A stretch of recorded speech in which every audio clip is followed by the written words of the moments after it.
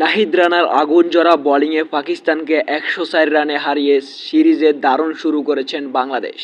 মিরপুরে মঙ্গলবার ১২ মে প্রথম টেস্টে পঞ্চম দিনে ২৬৮ রান লক্ষ্যে তাড়া করতে নেমে পাকিস্তান গুটিয়ে যায় মাত্র ১৬৩ রান। ৫ উইকেট নিয়ে ম্যাচের নায়ক হন নাহিদ রানা। শেষ বিকেলে তার গতি ও সুইং সামলাতে পারেনি পাকিস্তানের ব্যাটাররা।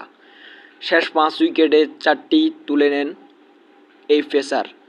টেস্ট ক্যারিয়ারে তুলে নেন দ্বিতীয় ফাইফার।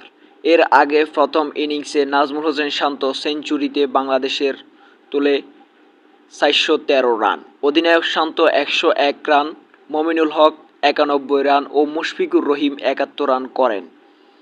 জবাবে আজান আওয়াসের সেঞ্চুরি পাকিস্তানে করেন ৩৮৬ রান। বাংলাদেশকে হারিয়ে ৬ উইকেট নেমে মেহেদী হাসান মিরাজ ২৭ রানে লিড নিয়ে দ্বিতীয় ইনিংসে ব্যাট করতে নেমে আবারও জ্বলে ওঠে শান্ত ও মমিনুল। শান্ত করেন ৮৭ রান, মমিনুল ব্যাট থেকে এসে ৫৬ রান। ৫ উইকেটে ২৪০ রান তুলে ইনিংস ঘোষণা করেন বাংলাদেশ। ২৬৮ রানের লক্ষ্যে তাড়া করতে নেমে শুরু থেকেই চাপে পড়ে পাকিস্তান।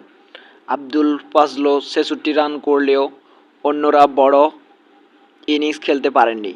শেষ দিকে শোদ সালিক ও মোহাম্মদ রিজওয়ান ড্রয়ের আশায় জাগালেও নাহিদ তোপে ভেঙে পড়ে সফরকারীদের প্রতিরোধ।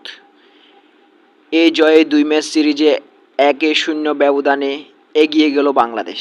আগামী ১৬ মে সিলেট শুরু হবে সিরিজের দ্বিতীয় ও শেষ test. SPS sports, MD Shihab.